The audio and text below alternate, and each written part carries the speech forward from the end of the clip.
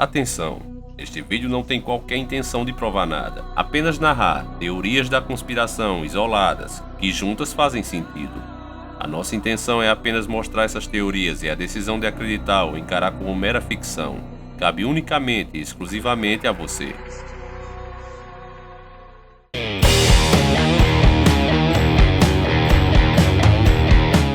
Sejam bem-vindos mais uma vez ao nosso canal. Aqui quem fala é o Davi e vamos iniciar mais um vídeo de última hora. Aliás, nesses últimos meses do nosso ano, a bruxa está solta. O que não aconteceu durante todo o ano está acontecendo tudo de uma vez só. Hoje iremos falar da terrível tragédia envolvendo o time do Chapecoense. O voo que transportava a equipe da Chapecoense partiu na noite de segunda-feira de Santa Cruz de La Sierra, na Bolívia, em direção a Medellín. Segundo a imprensa local, a aeronave perdeu contato com a torre de controle às 22h15. Aqui no Brasil era por volta de 1h15, no horário de Brasília.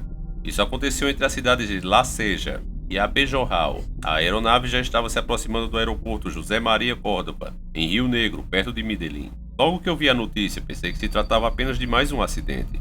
Porém, os dados que estão sendo passados pela imprensa o tempo todo, porque o avião estava carregado com 81 passageiros, aos quais apenas 6 sobreviveram. Os boatos diziam que fizeram questão de levar ex-presidentes do clube nessa viagem para a morte, o que não é comum. Além disso, se tratava de um time considerado pequeno, que jogava em divisões baixas. Em 2007, por exemplo, estava na Série D do campeonato, mas era um time que vinha crescendo muito. Em 2009, o time vinha melhorando de forma surpreendente e inesperada. Em 2014, fazia sua estreia na Série A do Brasileirão. E em 2015, já arriscou a classificação para a Copa Sul-Americana, fazendo a partida internacional. Ou seja, era um time que vinha crescendo absurdamente, como nenhum outro aqui no Brasil. Então, juntando esses fatos, ou a teoria do falecido Shaolin está certa, que pobre é igual a verme quando sai da merda morre, ou existe algo no mínimo esquisito envolvendo esse time. Será que por eles serem um time independente, fora do esquema do futebol, a sede de vitória deles, a garra, em atrapalhando interesses da máfia do futebol, ainda mais quando lembramos que tudo que os senhores do mundo fazem tem dois objetivos, espiritual e financeiro. E nesse caso, o financeiro já é óbvio. Já o espiritual, como bem percebeu nosso amigo Jackson Lima nos comentários, o avião caiu 29 do 11. Se você somar o 2 e o 9, terá 11. Então, 11 do 11. Nós já mostramos em nossos vídeos anteriores, principalmente no Aprenda a Numerologia Illuminati. Se você ainda não viu, assista para entender melhor esse vídeo. Eles repetem números para que a oferenda seja mais forte. Além disso, existem outras diversas coincidências macabras, como o nome do avião, Lamia, que em grego significa Áquila. Diz a lenda que ela era uma rainha que se tornou um demônio devorador de crianças, chamada também de Lâmias, um tipo de monstro bruxo e espírito feminino que atacava jovens ou viajantes e lhes sugava o sangue. Será isso só uma coincidência? Uma coincidência que poderia acontecer em qualquer parte do mundo. E a Globo ter exibido esse filme pouco antes do acidente também é apenas uma coincidência? As duas coincidências acontecem em qualquer parte do mundo. Então vamos juntos tentar descobrir o máximo que pudermos. Para isso, pegue o seu leite com farinha láctea e biscoitos recheados. E vamos iniciar o nosso quadro.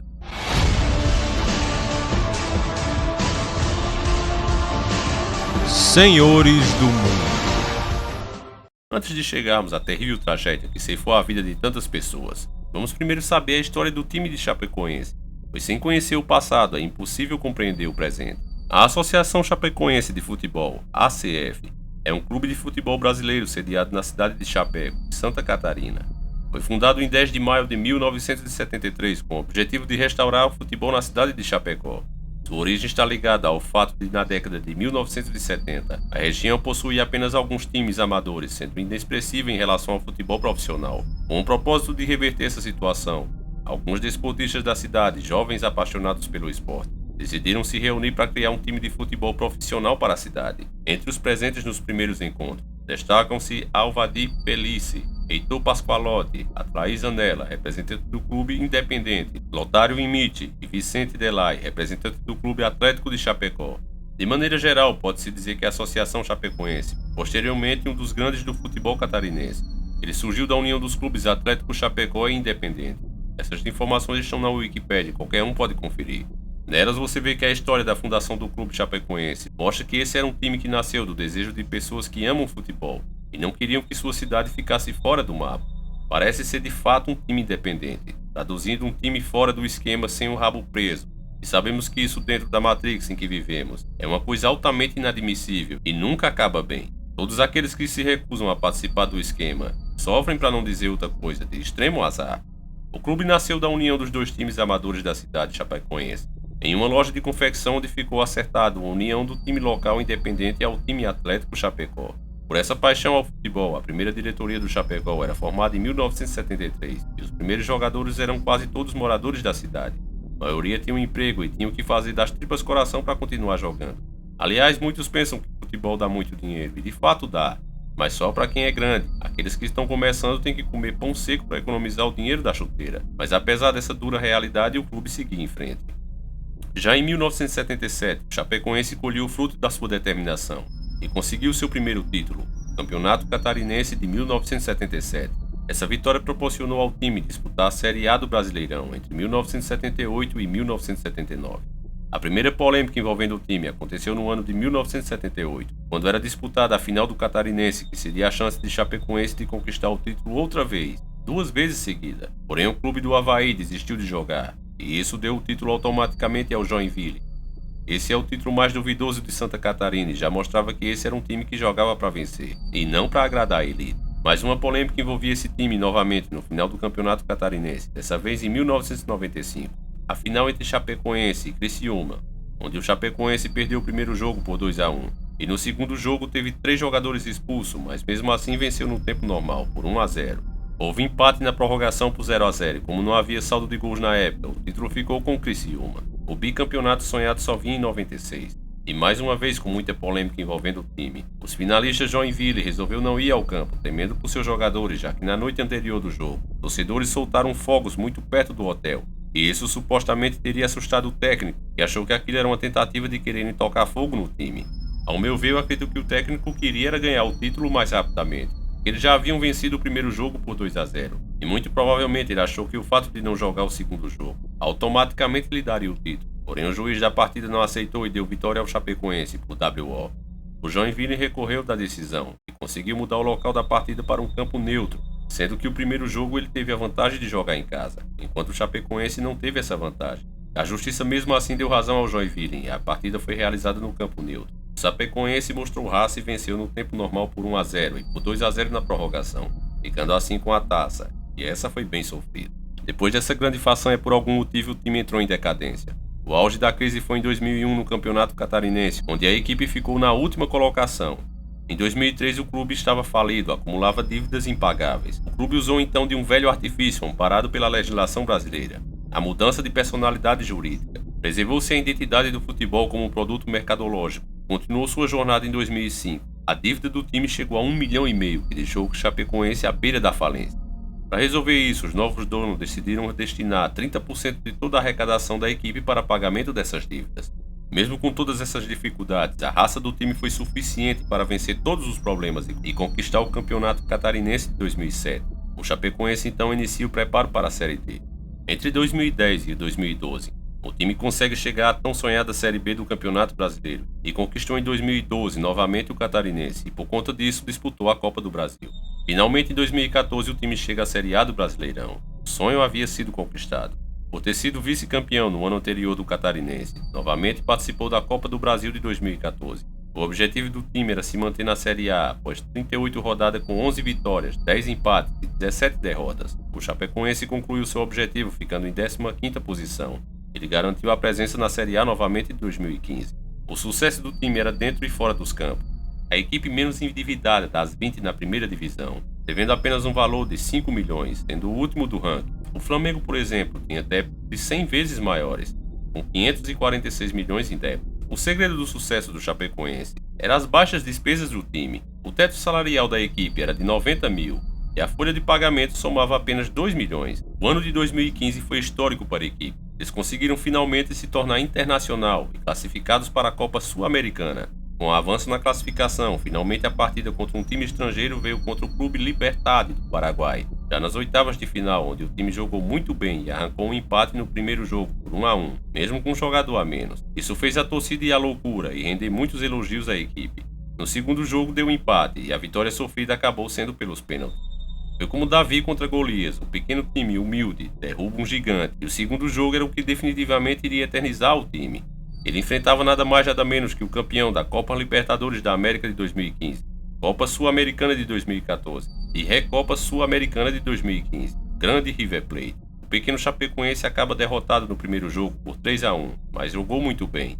O Chapecoense venceu o segundo jogo por 2-1, mas foi eliminado já que precisava ter vencido por pelo menos 2 gols, para assim levar uma prorrogação. Apesar da derrota, aquele jogo arrancou o respeito de torcedores e até os torcedores do próprio time rival. Eles reconheceram que o Chapecoense jogou muito, fazendo o poderoso River jogar à defensiva, e ainda teve mais chances de gol. Para você ter uma ideia, para um time brasileiro arrancar elogios da imprensa argentina, tem que ser muito fodástico, hiper mega foda. E escute o que eles disseram.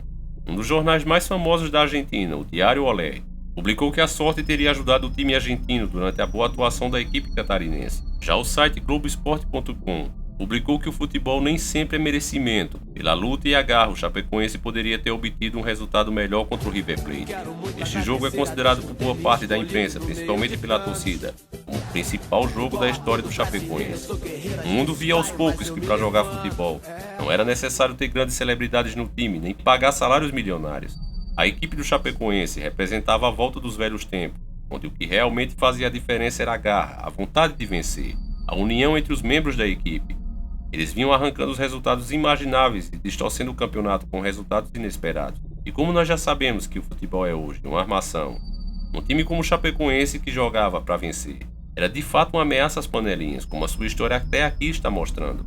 Agora em 2016 o pequeno time tinha a grande chance de mostrar a garra e a volta do antigo futebol na disputa pela final da Copa Sul-Americana, enfrentando o Atlético Nacional.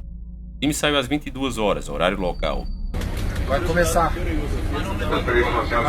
a viagem aí, ó. Ô, Fone. Vai começar a viagem pra Colômbia aí, ó. Dia a dia, Caduzinho, Fone. Acre, depois nós vamos pra onde, Cadu? Acre de novo. Volta pro Acre. Cubídia. Volta pro Acre de novo, vamos aqui. É isso aí, galera. Vai começar agora. Bora. Aí, Xi, manda um alô aí pra galera. Agora vai sair, vai partir. Valeu. Josimito. É nóis. Bora. 28 de novembro de 2016. 1h15 do dia 29 de novembro no Brasil. Uma aeronave da empresa venezuelana, Lamia, a mesma que carregou o time argentino para enfrentar o Brasil, com matrícula CP2933, grave esse número, proveniente de Santa Cruz de la Sierra, Bolívia, caiu em Cerro Gordo, 81 pessoas a bordo, inclusive toda a equipe do time brasileiro. O destino era Medellín, onde disputariam uma partida contra o Atlético Nacional pela final da Copa Sul-Americana.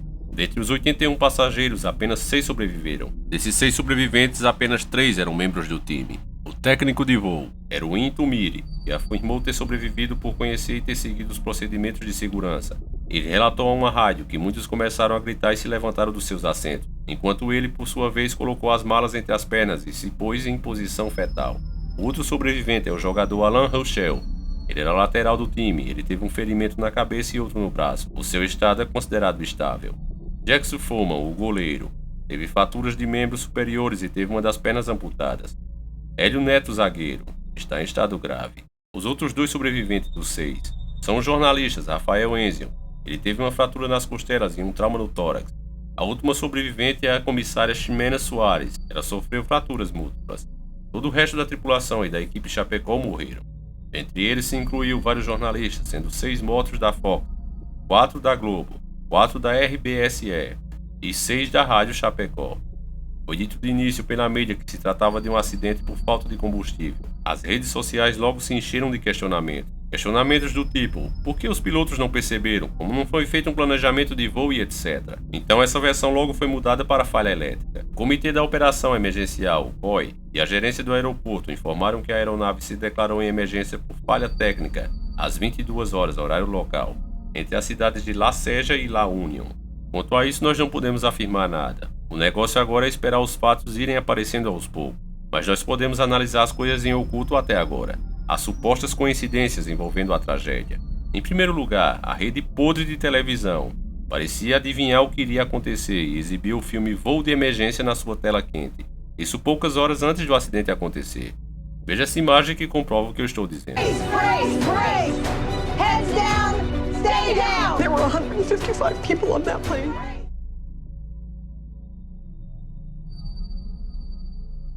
Lembra que eu mandei você decorar o número de matrícula do avião?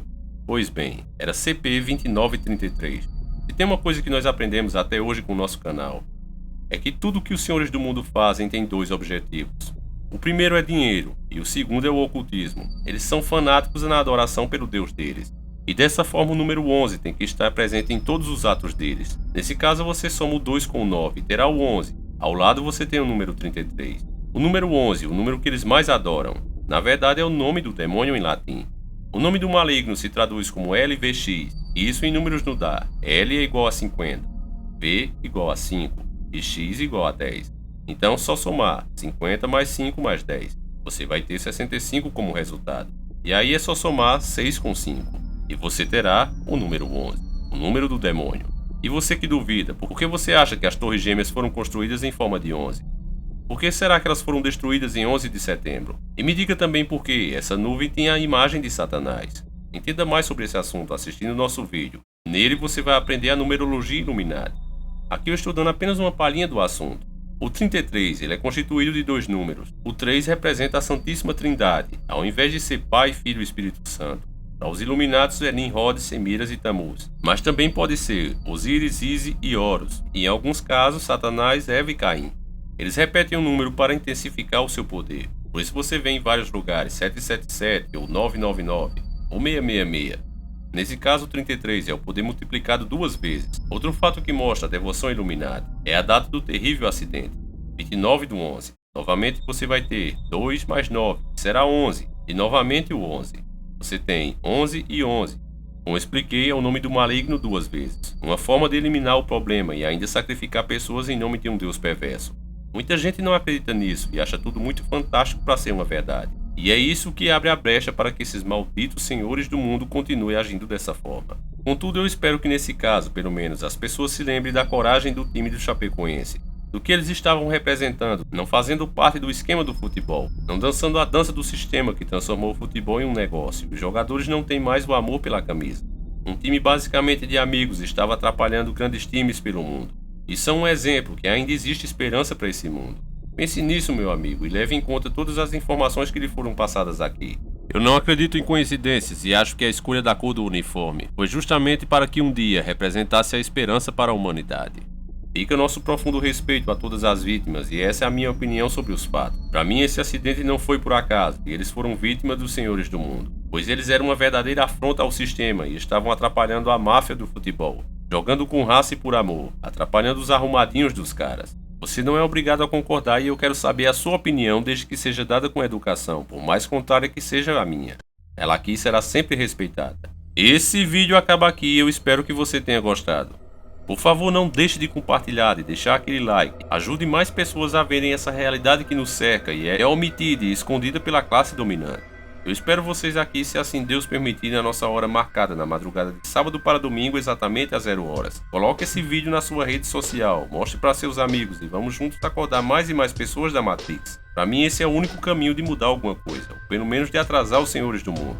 E o Senhor Jesus Cristo, ou Yahushua como queiram chamar, abençoe e protejam vocês durante toda a semana. Um abraço e sempre encarando o sobrenatural.